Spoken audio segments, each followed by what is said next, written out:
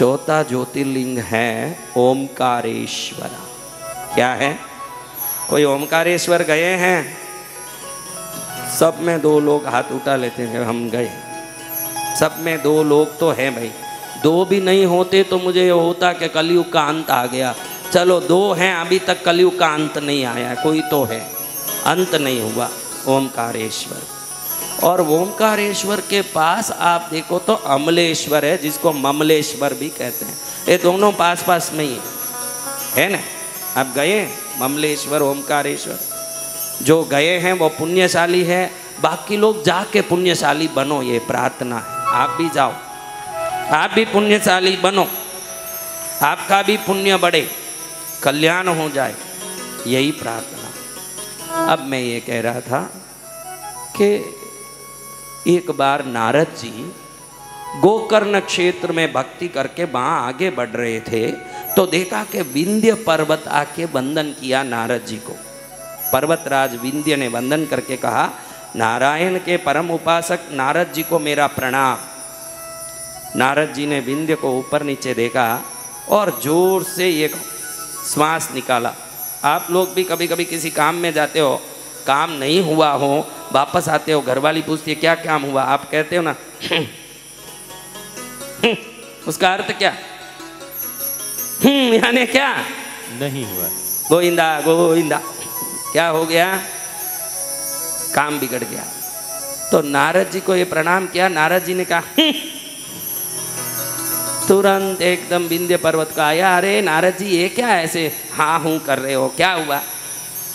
अरे विंध्य तो कितना बड़ा है, कितना अच्छा है, फिर आपने ये आवाज क्यों किया, मुझे देख के श्वास क्यों निकाली लंबी चौड़ी? अरे तू तो बड़ा होशियार है, बड़ा आदमी है, मेरे तो ऐसे नहीं नहीं नारद जी आप ऐसे ही कुछ नहीं करते हो, आप जहाँ कुछ करते हो वहीं कोई कारण होता है, आप बताओ क्यों सांस निकाला जोर से? अरे विंध्यो मेरू पर्वत को नाम सुना है? अरे वो भी हमारे पर्वत जात के नाम क्या सुनना, जात जात को जानता है, क्या सुनना है? अरे मेरू पर्वत इतना ऊंचा है कि उसके शिखर देवलोक के ऊपर जाके छू रहे हैं, और तेरे शिखर देख बहुत छोटे छोटे हैं। ये मैंने देखा तो लगा कि तू पर्वतराज होके भी क्या राजा हुआ, राजा हो तो मेरू पर्वत जैसे होना चाहिए। ऐसी बात है, बड़ा शर्म आ गया। कभी आपको कोई इस संसार में आदि शंकराचार्य को शिष्य पूछता है कि सबसे बड़ा दुख क्या है महाराज, आप बताओ सबसे बड़ा दुख क्या है? गरीबी? नहीं। रोग? नहीं। आपको कोई अपमानित कर दे, इससे बड़ा दुख कोई संसार में नहीं। प्रश्नोत्तर रत्नावली में यह आदि शंकराचार्य शिष्य को बताते हैं। वो पूछता है कि दुख सबसे बड़ा क्या? अपमान ही सबसे बड़ा दुख है। आदमी छोटा हो या बड़ा, मान से जीना ये चाहता है कि नहीं? हर आदमी। अपमान कोई नहीं सहन करना चाहता, मान चाहिए सब।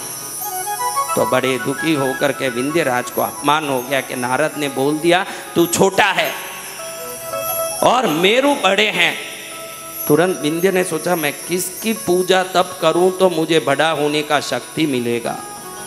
थोड़ा ध्यान किया तो लगा कि भगवान शंकर ही मुझे अभीष्ट वरदान दे सकते हैं। कौन दे सकते हैं? भगवान शंकर। तो बैठ करके लंबी तपस्या की विंध्यराज। क्या तपस्या की? बड़ी तपस्या की। विंध्यराज ने कहा कि मैं ऐसी तपस्या करके वरदान मांगूंगा कि भगवान प्रसन्न होकर मुझे मेरू पर्वत जितना बड़ा बना दे। आप भी भक्ति करते समय विभिन्न प्रकार की इच्छाओं से भक्ति करते हो कि नहीं? लेकिन हम लोग बोलते हैं भक्ति करो भक्ति करो, क्यों है पता है? आप किसी भी इच्छा से भक्ति करो, जब प्रभु प्रकट होंगे आपकी इच्छाओं में, आप में, सब में सुधार आ जाएगा जब कृपा होगी। लंबी चौड़ी भक्ति तपस्या के बाद प्रभु शंकर हाथ में त्रिशूल लेके, पास में माँ को लेके, परिवार के साथ विंध्यराज के सामने प्रकट हुए। कहते हैं कि तेरे तपस्या से प्रसन्न हूं, अभीष्ट वरदान मांग ले।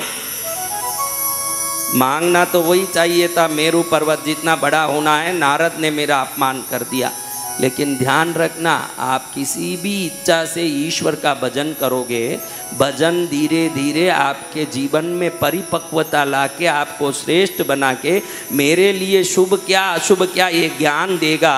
अंत में शुभ ही मांगोगे, अशुभ छोड़ दोगे। जय जय गुरुदेव। विंध्य तपस्या किस लिए शुरू किया?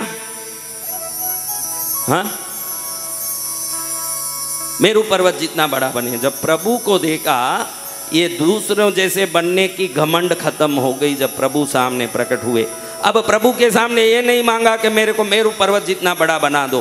प्रभु के सामने विंध्य पर्वत ने आशीर्वाद मांगी कि प्रभु जहाँ आप प्रकट हुए हो, यहाँ मैं ओम के प्रणव नाद से युगों तक साधना किया, तब आके आप प्रकट हुए, क्योंकि आप ओमकार स्वरूप हो।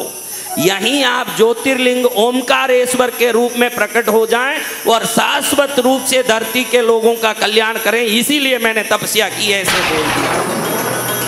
देखो, एक विंध्य राज ने स्वयं के लिए तपस्या की, लेकिन आज हमारे लिए प्रभु वहाँ बैठ के आशीर्वाद दे रहे हैं। वो विंध्य पर्वत को नमन करो, धन्यवाद करो, क्योंकि मांगना कुछ था, मांगा हमारा कल्याण। उन्होंने हमारे से कल्याण मांगा, तो शंकर जी भी प्रसन्न हो गए। जब भी आप निस्वार्थ भाव से कुछ मांगोगे, देवता डबल देंगे। बाकी सब जगह एक ज्योतिर्लिंग है। शंकर जी ने कहा कि तू तेरे लिए कुछ नहीं मांगा, तूने संसार के सुख के लिए एक ज्योतिर्लिंग की स्थापना, उसमें मेरी शाश्वत निवास मांगा, तो मैं भी तुझे आशीर्वाद देता हूं कि एक ही जगह दो जगह पर मैं एक ही जगह निवास करूंगा, एक ही जगह दो रूप में निवास करूंगा। मेरा एक नाम होगा ओमकारेश्वर ज्योतिर्लिंग और एकदम पास में ही होगा अमलेश्वर ज्योतिर्लिंग। ये दोनों मेरे आपके पास रहेंगे, इसलिए इन दोनों को एक ही ज्योतिर्लिंग माना जाएगा। लेकिन तूने एक मांगा, निस्वार्थ कुछ भी मांगे तो शंकर डबल देते हैं, ये दिखाने के लिए मैं डबल दे रहा हूँ। क्या दे रहा हूँ? डबल। अपने लिए मांगे वो तो है संसार में, लेकिन देखो विंध्य राज ने खुद के लिए मांगने का सोचा, लेकिन मांगते मांगते क्या मांग लिया? संसार के कल्याण के लिए एक ज्योतिर्मय शंकर जी का शाश्वत निवास मांग लिया। क्या मांग लिया? निवास। तो ऐसे धन्य बने हमारे विंध्य पर्वतराज। उनके कारण चौथा ज्योतिर्लिंग ओमकारेश्वर प्रकट हुआ।